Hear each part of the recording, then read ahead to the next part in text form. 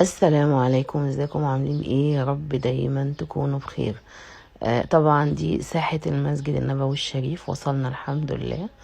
ونزلت على طول اصور المنظر. بصراحة ما قدرتش امسك نفسي، لان ناس كتير قوي كمان كانت يعني معرفة ان انا في العمرة وصوني برضك وامنوني اني لما اروح المسجد النبوي الشريف ادعي لهم هناك دعوة حلوة.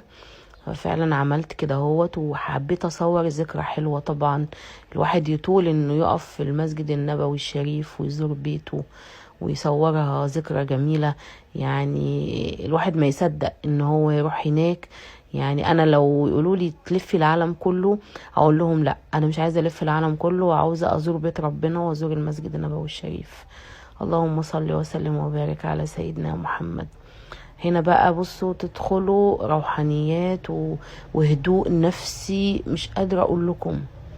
مهما كان من نفسية او مشاكل، والله اقسم بالله تخشوا تنسوا الدنيا كلها بالله عليها. ربنا يوعدكم يا رب بزيارة بيته وزيارة المسجد النبوي الشريف جميعا يا رب. وكل سنة وانتم طيبين، وربنا كل اللي بيدعي دعوة ربنا يتقبلها منه ان شاء الله يا رب.